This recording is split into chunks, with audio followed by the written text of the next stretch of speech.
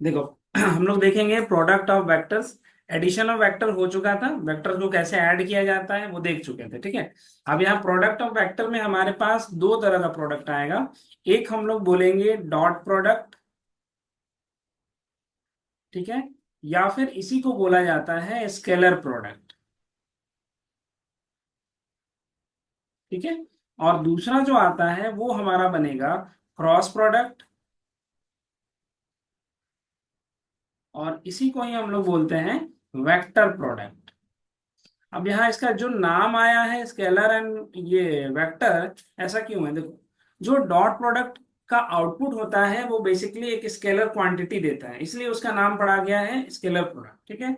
और जो cross product के केस में क्या करते हैं कि वहां पर जो फाइनल आउटपुट निकलेगा एक वेक्टर निकलता है, इसीलिए उसको बोला जाता है वेक्टर प्रोडक्ट। तो शुरुआत करेंगे हम लोग डॉट प्रोडक्ट या स्केलर प्रोडक्ट से।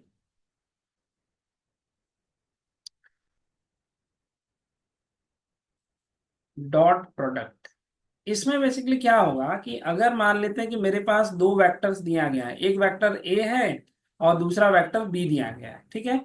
अगर हम डॉट प्रोडक्ट डिफाइन करते हैं, dot product of vector A and vector B जो है वो कैसे होगा, इस तरह से is A dot B, and define कैसे करते हैं, वेक्टर ए का मॉडुलस वैल्यू वेक्टर बी का modulus value into cos theta, ठीक है। ये होता है इसका पूरा फॉर्मूला कि ए डॉट बी करने का मीनिंग ये निकलता है, ठीक है। अब ये जो थीटा है वो बेसिकली क्या है, दोनों वेक्टर्स के बीच का एंगल। अगर एक वेक्टर हमारा कुछ ऐसे गया है, बी वेक्टर ऐसे कुछ गया हुआ है, तो इनके बीच में जो एंगल बनेगा उसी एंगल को हम लोग थीटा बोलते हैं, ठीक है। यही थीटा हमारा बेसिकली बताता है कि इनके बीच में क्या एंगल होने वाला है, ठीक है। अब जैसे देखो, अब इसमें कुछ कुछ केसेस देखते हैं हम लोग। ए डॉट बी, हम लोग के पास क्या है, vector A dot vector A into vector B cos theta. अब यहाँ पर थीटा पर डिफरेंट डिफरेंट केसेस रख सकते हैं और उसके अकॉर्डिंग हम लोग देखेंगे कि क्या क्या बन सकता है, ठीक है। फर्स्ट जो केस हम देखेंगे, केस फर्स्ट, इसमें थीटा का वैल्यू जीरो रख के देख। थीटा का वैल्यू अगर हम जीरो रखते हैं तो हमारे पास कॉस थीटा कितना आएगा, कॉस जीरो का वैल्यू वन हो जाता है। It means A dot B जो है वो बेसिकली कुछ नहीं, इतना बने वेक्टर ए का modulus value into vector B का मॉडुलस वैल्यू। अब इसमें है क्या, ध्यान रखना, जब भी थीटा का वैल्यू जीरो हो रहा है तो वहां पर दो चॉइस रहता है। ये या तो दोनों वेक्टर एक दूसरे के पैरेलल रहेंगे, ये रहा वेक्टर बी और ये रहा वेक्टर ए, एक ये बन सकता है। या फिर दूसरा पॉसिबिलिटी ये होगा कि दोनों कोलिनियर हो जाए, मतलब एक ही लाइन पे वेक्टर ए भी हो, एक ही लाइन पे वेक्टर बी भी हो जाए, इस तरह से, ठीक है। तो कोलिनियर होगा या फिर इस तरह का पैरेलल सेम डायरेक्शन पे, अगर दोनों वेक्टर का डायरेक्शन सेम है तो फिर ऑब्वियस है कि इनके बीच का जो एंगल बनेगा वो हमेशा जीरो रहेगा, ठीक है। तो ये केस को ध्यान रखना कि अगर एंगल जीरो हो रहा है, थीटा का वैल्यू जीरो है, तो पक्का है कि दोनों वेक्टर्स आपस में पैरेलल होंगे इन द सेम डायरेक्शन, या फिर कोलिनियर होंगे सेम डायरेक्शन, ठीक है। यहाँ पर यहाँ लिख लेना, then vector A and vector B are in same direction and both are parallel or collinear, ठीक है। ये जो ध्यान रखना। अब आगे देखो,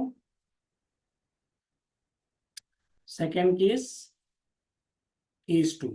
इन केस थीटा का वैल्यू जो है वो 180 डिग्री हो जाएगा, तो फिर कॉस थीटा का वैल्यू कितना आएगा, कॉस 180 का वैल्यू होता है -1।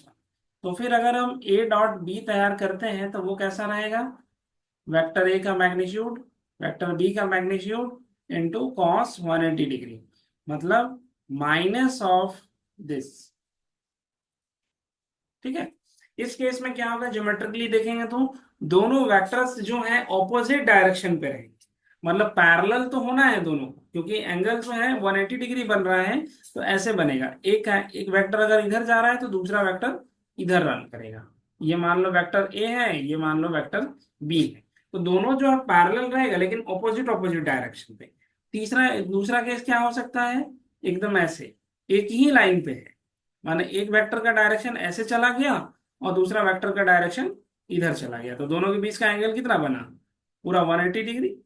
इसीलिए ऐसे लिख रहे थे, तो यहाँ पर लिख देना कि then vector A and vector B are parallel and opposite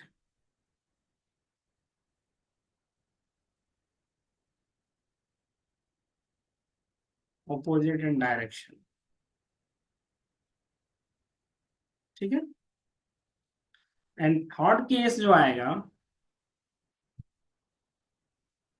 वो हो जाएगा हमारे पास थीटा का जो वैल्यू है वो 90 डिग्री रखें। ठीक है, कॉस 90 का वैल्यू 0 होता है, तो इस केस में ए डॉट बी हमारा कितना बनेगा, वेक्टर ए का मैग्नीट्यूड वेक्टर बी का मैग्नीट्यूड इंटू कॉस 90 का वैल्यू 0 होता है, तो फाइनली 0 हो जाएगा। इट मीन्स हम लोग को क्या मिल रहा है, vector A dot vector B करने पर 0 मिल जाएगा इस तरह से। ठीक है, तो इसका मीनिंग क्या निकल रहा है, अगर हम बोल रहे हैं कि दोनों वेक्टर्स के बीच में 90 डिग्री का एंगल है, तो फिर पक्का है कि एक वेक्टर हमारा कुछ ऐसे जा रहा है, अगर ये वेक्टर ए है तो वेक्टर बी कुछ इस तरह से इस पे आएगा परपेंडिकुलर। ठीक है, ये हमारा वेक्टर बी हो गया, ये हमारा 90 डिग्री है।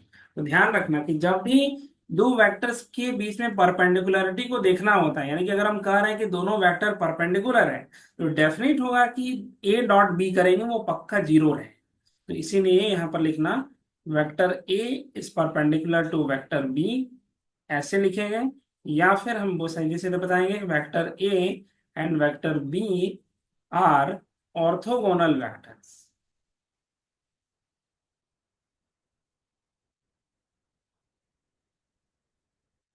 ठीक है, तो कहीं कहीं पर लिखा हुआ मिलेगा कि दो ऑर्थोगोनल वेक्टर कहने का मतलब क्या होता है, ऑर्थोगोनल वेक्टर कहने का मीनिंग हो रहा है वैसे वेक्टर्स जो एक दूसरे के ऊपर परपेंडिकुलर हो, जिनका ए डॉट बी करें तो वो 0 रहेगा। ये क्रॉस चेक करने का एक टूल रहेगा हम लोग के लिए, दो वेक्टर्स के बीच का परपेंडिकुलरिटी को चेक करने की।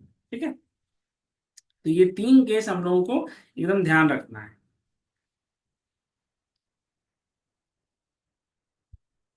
चलो इसको लिख लो।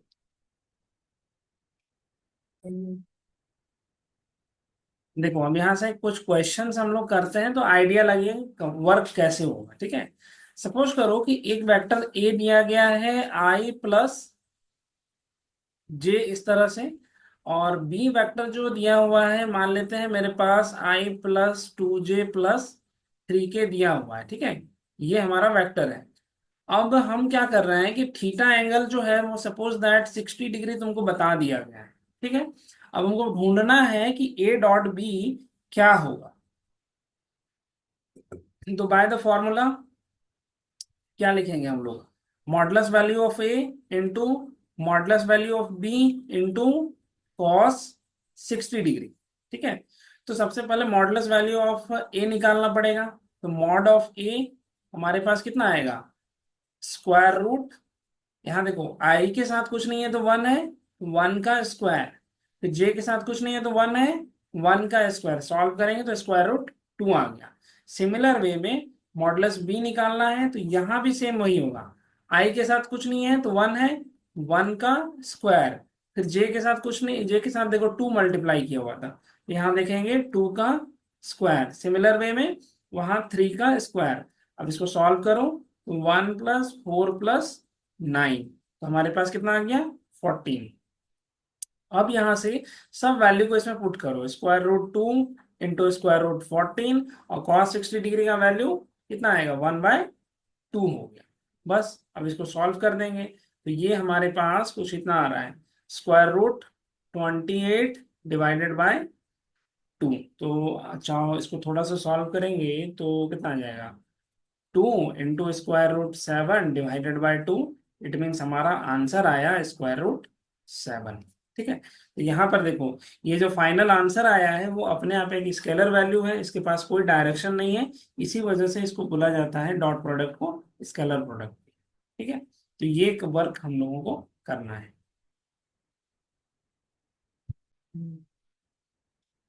देखो, हम लोग को देखना है अब यहाँ से प्रोजेक्शन क्या होता है, किसी भी वेक्टर का अगर प्रोजेक्शन किसी दूसरे वेक्टर के ऊपर निकालते हैं तो कैसे फाइंड करेंगे। प्रोजेक्शन का एक सिंपल सा मीनिंग समझना, कि अगर मान लो कि मेरे पास कुछ इस तरह का एक फिगर बना हुआ है, आ, मान लो ऐसे कुछ इस तरह का कुछ सर्कल, सर्कल नहीं है,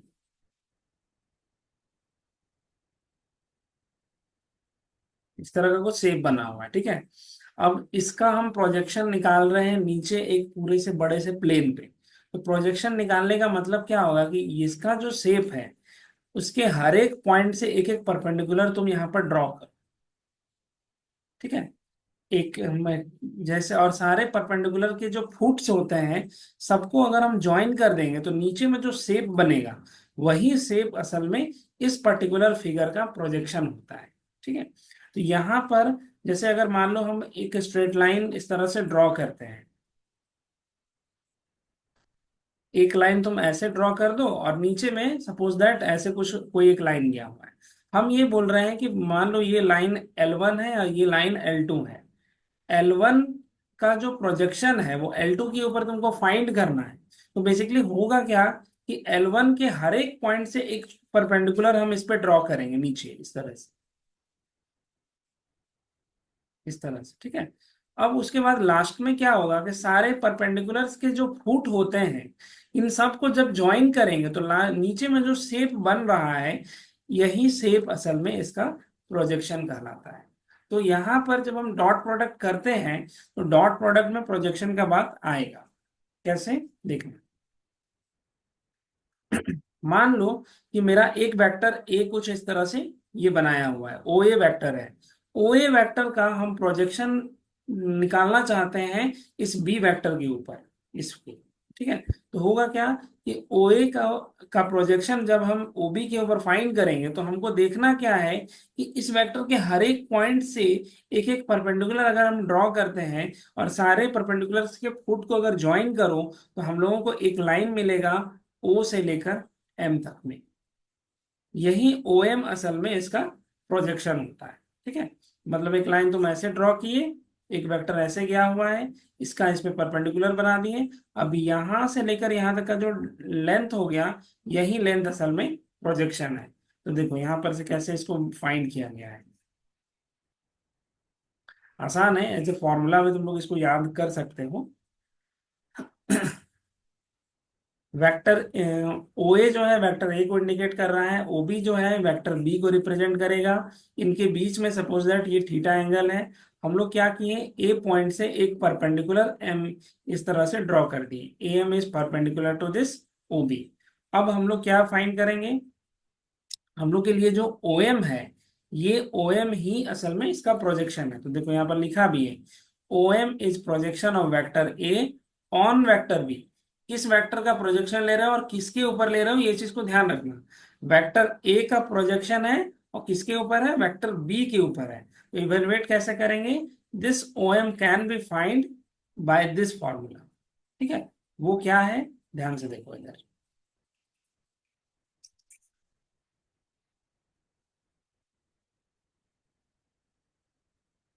यहाँ पर हम लोग OM को अगर फाइंड करना चाहते हैं तो हम लिख सकते हैं, एक चीज बताओ तो, कॉस थीटा इक्वल टू क्या बनेगा, cos theta equal to this OM divided by OA कर सकते हैं। और फिर उसके बाद इस OM को हम लिख सकते हैं OA इंटू कॉस थीटा। ठीक है, अब OA को तुम क्या बता सकते हो, OA के बारे में हम बताएंगे, OA असल में है क्या, वेक्टर ए का पूरा लेंथ है। तो हम यहाँ पर बता रहे हैं वेक्टर ए का मैग्नीट्यूड इनटू कॉस थीटा। ठीक है, तो अब यहाँ से आगे आया कि इसको और फॉर्मूला में फिर डॉट प्रोडक्ट को कैसे इंट्रोड्यूस करेंगे। एक सिंपल सा काम करो कि वेक्टर ए का जो मैग्नीट्यूड है उसमें वेक्टर बी का मैग्नीट्यूड को मल्टीप्लाई एंड डिवाइड कर दो इनटू कॉस थीटा, इस फॉर्म में। अब लास्टली क्या होगा कि ये जो चीज आ रहा है, ये ऊपर में जो हम लिख रहे हैं vector A into vector B का मैग्नीट्यूड फिर कॉस थीटा, ये बेसिकली क्या था, ए डॉट बी था। तो फिर इसी चीज को हम यहाँ पर लिख रहे हैं A dot B whole divided by vector B का मैग्नीट्यूड।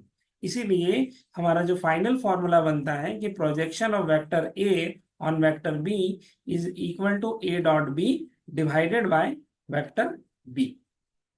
ठीक है, तो इस तरह से हम लोग को ये फॉर्मूला स्पेशली याद रखना है कि किसी भी वेक्टर का प्रोजेक्शन किसी और के ऊपर अगर फाइंड कर रहे हैं तो पहले तो उनका प्रोडक्ट डॉट प्रोडक्ट होगा एंड होल डिवाइडेड बाय जिसके ऊपर प्रोजेक्शन तुम फाइंड कर रहे हो उसका मैग्नीट्यूड। ठीक है, इस तरह से ये फाइंड हो जाएगा। चलो लिख लो इसको, इसी में जाएगा। देखो अब यहाँ से स्केलर प्रोडक्ट का कुछ प्रॉपर्टी हम लोग देख लेते हैं, ठीक है, जो हम लोग को इन जनरल याद भी रखना है और सिर्फ हम लोग इसका प्रॉपर्टी देखेंगे, प्रूफ हम लोग को देखने की जरूरत अभी नहीं है। पहला प्रॉपर्टी जो है वो कम्यूटेटिव लॉ है। कम्यूटेटिव कहने का मतलब क्या होगा, X into Y means Y into X भी कर सकते हैं। तो वहां पर यहाँ वही चीज बोल रहा है कि ए डॉट बी करो चाहे बी डॉट ए करो, दोनों में सेम ही रिजल्ट आएगा। ठीक है, तो कहीं पर अगर मान लो तुमको दिया जाता है कि आई डॉट जे दिया गया है, तो इसका जो वैल्यू होगा वो एग्जैक्टली इतना ही होगा, जे डॉट आई के इक्वल ही होगा। अभी हम आगे यूनिट वेक्टर्स का कैसे प्रोडक्ट होता है वो भी हम बताएंगे। तो पहले हम देखते हैं कुछ कुछ प्रॉपर्टी। ये तो पहला हो गया कि कम्यूटेटिव है, A dot B this is equal to B dot A. आगे जो नेक्स्ट है इसके बारे में हम पहले भी हम बता चुके हैं कि अगर सपोज दैट कि A dot B equal to zero हुआ तो फिर यहाँ से क्या क्या इंप्लीकेशन मिलेगा। एक इंप्लीकेशन तो हम लोग समझ रहे हैं कि vector A and vector B दोनों आपस में परपेंडिकुलर होंगे। ठीक है, इसके अलावा क्या क्या पॉसिबिलिटी है, इसके अलावा पॉसिबल है कि वेक्टर ए हमारा जीरो हो सकता है, जीरो वेक्टर हो सकता है, वेक्टर बी हमारा जीरो वेक्टर हो सकता है। ठीक है, तो ये चीज को ध्यान रखना कि A dot B equal to zero है तो टोटल हमारे पास तीन पॉसिबिलिटी का चांसेस होता है। क्या एक पॉसिबिलिटी है कि वेक्टर ए हमारा जीरो वेक्टर बन सकता है, वेक्टर बी हमारा जीरो वेक्टर हो सकता है, या फिर अगर दोनों ये नहीं हुआ, दोनों के दोनों नॉन जीरो निकले, तो उस केस में vector A is perpendicular to vector B हो जाए। ठीक है, इसको रिवर्स में भी अगर रीड करोगे तो भी वही है, अगर एक वेक्टर जीरो हुआ तब भी ए डॉट बी जीरो होगा, अगर दोनों परपेंडिकुलर हुए तब भी हमारा ए डॉट बी जीरो हो जाएगा। ठीक है, नेक्स्ट,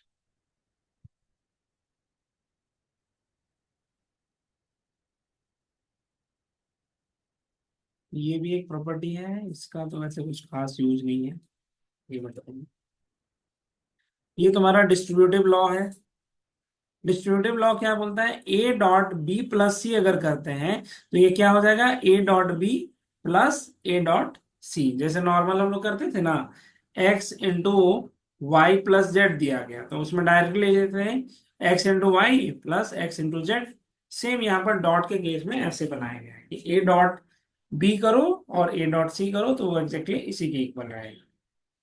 ठीक, आगे देखो।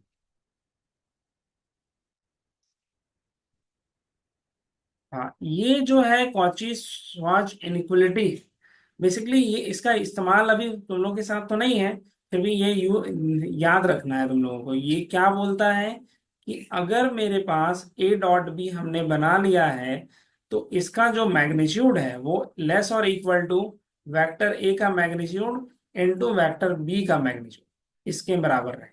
ठीक है, तो इसको बोला जाता है कॉची श्वार्ट्ज इनइक्वालिटी। ये बस याद रखना है, कभी कभी हो सकता है कि एमसीक्यू में पूछ ले, अगर क्वेश्चन मिलेगा तो यूज करेंगे।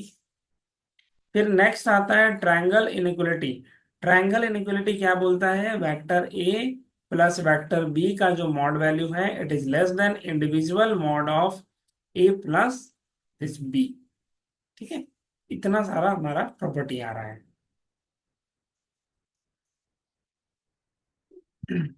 असल में ये जो दो प्रॉपर्टी है ना, Cauchy Schwarz inequality and triangle inequality, आगे जाके हायर मैथमेटिक्स में लीनियर अलजेब्रा पढ़ोगे जिसमें इनर प्रोडक्ट स्पेस होता है, वहां पर इन सब का यूज है। अभी हम लोग को उतना देखने का जरूरत नहीं है, सिर्फ प्रॉपर्टी याद रखो। चलो पहले ये सारा प्रॉपर्टी लिख लो।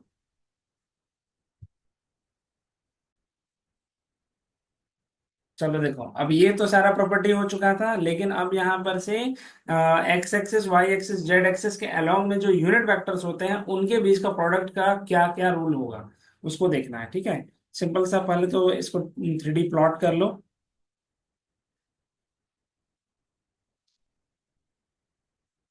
सपोज करो ये एक्स एक्सिस है, इधर वाई एक्सिस और इधर तुम्हारा जेड एक्सिस।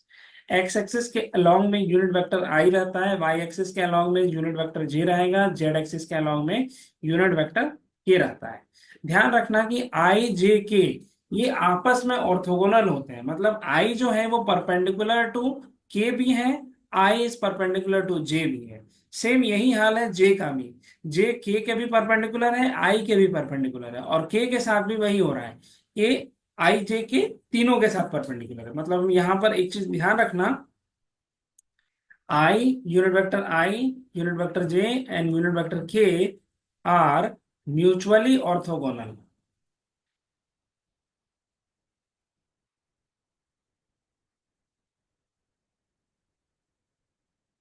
ठीक है, अब इसका मीनिंग क्या हो रहा है? म्यूचुअली ऑर्थोगोनल है कि मतलब किसी को भी किसी के साथ भी डॉट प्रोडक्ट करो, ऑलवेज जीरो मिलेगा। मतलब आई डॉट जे करें, चाहे जे डॉट आई करें, जीरो होगा। के डॉट जे कर आई करें या आई डॉट के करें तब भी जीरो होगा। फिर जे डॉट के करें या जे के डॉट जे करें तब भी जीरो होगा। सेम इसी तरह से जिसका जितना पेयर बना सकते हो सबको बना सकते लो, यहाँ पर हम बता दे रहे हैं। ठीक है, सारे को एक जगह कर ले।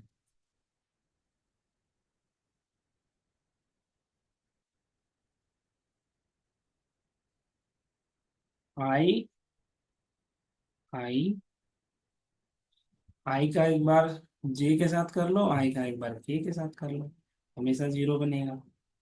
ठीक है, फिर आई को फिर उसी तरह से जे डॉट के कर लो, जे डॉट आई कर लो, ऑलवेज जीरो बनेगा। सेम इसी तरह से के साथ कर लो, के डॉट जे कर लो, के डॉट आई कर लो, हमेशा जीरो बनेगी। तो ये म्यूचुअली ऑर्थोगोनल्स है। ठीक है, फिर दूसरा प्रॉपर्टी क्या आएगा? नेक्स्ट जो प्रॉपर्टी है उसका कहना है कि आई डॉट आई करेंगे तो हमारे पास क्या आएगा? Mod of I into mod of I into cos zero. अब ऐसा क्यों? देखो डायग्राम से ही समझना। आई वेक्टर जो है खुद के साथ ही डॉट प्रोडक्ट करेगा, मतलब आई वेक्टर खुद के साथ कितना डिग्री का एंगल बनाने वाला है? ऑब्वियस है कि एंगल बनाएगा 0 डिग्री, क्योंकि से एक ही लाइन पे सब कुछ चल रहा है। इसीलिए यहाँ पर थीटा का जो वैल्यू हुआ था जीरो हुआ था। और यूनिट वेक्टर का मैग्नीट्यूड कितना होता है? वन।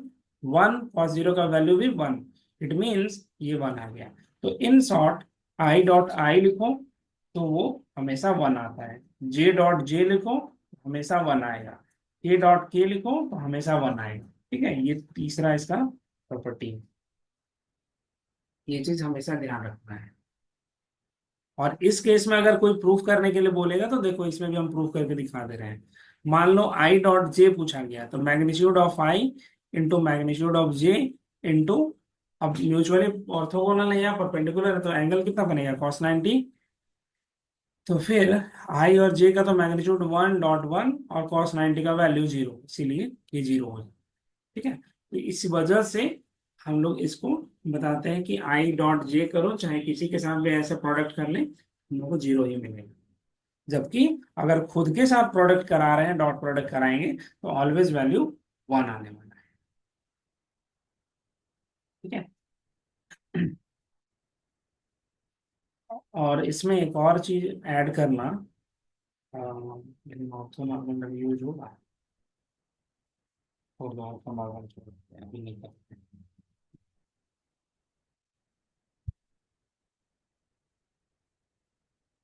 आगे देखोगे नेक्स्ट, अगर मान लो ए वेक्टर जो है वो कुछ इस तरह से दिया है, A1 आई, A2 जे, A3 के, यहाँ पर आई जे के यूनिट वेक्टर्स रहेंगे, ठीक है। हम बहुत बार भूल जाते हैं कैप लगाना, तो तुम लोग कैप लगा लेना अपने से। ये हमारा ए वेक्टर हो गया, ये हमारा बी वेक्टर हम कुछ इसी तरह से लिख रहे हैं, B1I, B2J एंड B3K, ठीक है। अगर इस केस में डायरेक्टली तुमको ए डॉट बी पूछा जा रहा है तो वो कैसे हम फाइंड करेंगे? A1I, A2J, A3K dot B1I, B2J, B3K। तो इस केस में कुछ नहीं करना है, अगर सिंपली तुमको A1I को प्रोडक्ट करना है इन सभी के साथ,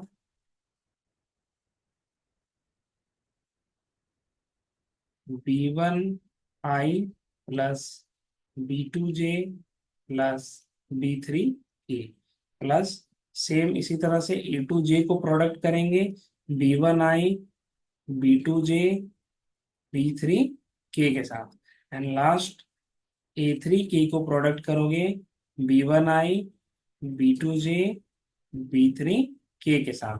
तो होगा क्या, इसको जब प्रोडक्ट कर लेंगे तो हम लोगों के पास जो कंप्लीट वैल्यू आता है वो कंप्लीट वैल्यू कुछ इस तरह से निकलेगा, A1 into B1, A2 into B2, A3 into B3 आ जाएगा, ठीक है।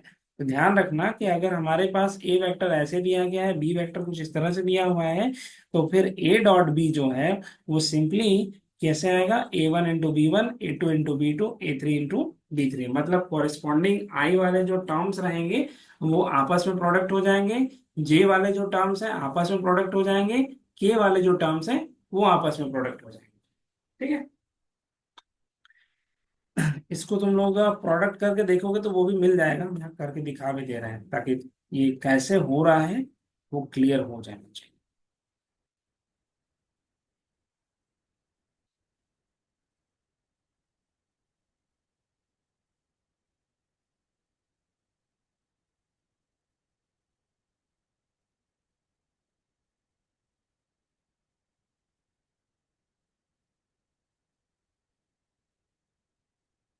देखो, हम लोग डॉट प्रोडक्ट कर रहे हैं, ये चीज ध्यान रखोगे ना, इन्हें तो फिर भूल जाएंगे। A1 को प्रोडक्ट डॉट प्रोडक्ट करेंगे हम लोग B1I के साथ, तो A1 इंटू B1 हो गया, और इधर से I डॉट I बना, सेम उसी तरह से A1 इंटू B2 बनेगा, और इसके बाद I डॉट J बन जाएगा। फिर इसी तरह से A1 इंटू B3 बनेगा, I डॉट K कर लेंगे, प्लस अब A2J को अंदर सबसे मल्टीप्लाई डॉट प्रोडक्ट करो, A2 इंटू B1 हो गया, फिर J डॉट I हो गया, सेम इसी तरह से A2 into B2, J dot J बनेगा। फिर उसी तरह से A2 को B3 के साथ कराएंगे तो फिर J डॉट K हो गया, एंड लास्ट A3 को B1 से प्रोडक्ट करो, K डॉट I आएगा, अगेन A3 को B2 के साथ प्रोडक्ट करेंगे, K डॉट J बना, नेक्स्ट A3 को B3 के साथ करेंगे तो फिर K डॉट K बनेगा। अभी देखो जहां भी I J K इस तरह से तीनों डिफरेंट डिफरेंट हुए, हर जगह पर डॉट प्रोडक्ट हमारा जीरो होगा, मतलब हमारे पास ये वाला कंटेंट जीरो होगा, ये जीरो हो जाएगा, J डॉट K जीरो होने वाला है, J डॉट I जीरो हो जाएगा, K डॉट I जीरो हो जाएगा, K डॉट J भी जीरो हो जाएगा। अब जो बच रहा है वो देखना है यहां से, आई डॉट आई बचा, इसका वैल्यू 1, जे डॉट जे बचा, इसका वैल्यू 1, के डॉट के बचा, इसका वैल्यू 1। तो फाइनली हमारे पास जो आउटपुट आता है A1 B1, A2 B2 plus A3 B3 आ जाएगा, ठीक है। तो ये चीज को ध्यान रखना है, इसी तरह से ये प्रोडक्ट होता है। अगर हम देखो इसका एग्जांपल हम लिख के दिखा रहे हैं, सपोज दैट वेक्टर ए जो है वो कुछ इस तरह से दिया जा रहा है, 2I plus 3J plus 4K दे रहे हैं, और वेक्टर बी जो है वो तुमको दिया जा रहा है 3I minus 4J plus 5K दिया गया है। तो डायरेक्टली जब तुमको ए डॉट बी बोला जाएगा तो फिर यहाँ पर हम लोग को कुछ नहीं करना है, इस 2 को 3 से मल्टीप्लाई करो, 2 इंटू 3 प्लस इस 3 को -4 से मल्टीप्लाई करो, 3 इंटू -4 प्लस 4 × 5 हो गया। सॉल्व करेंगे तो 6 - 12 प्लस 20, तो कितना आ जाएगा? 26 में से 12 माइनस कर दो, 4, यहाँ से 14, तो ए डॉट बी हमारा 14 आ जाएगा। ठीक है, इसका इस्तेमाल तब करोगे जब वहां पर तुमको एंगल नहीं दिया रहेगा। ठीक है, ये भी ध्यान रखना है। इस तरह से हमारा ये क्लास पार्ट कंप्लीट होता है। अब इसके बाद सिर्फ हमारे पास क्वेश्चन ही बनाना है।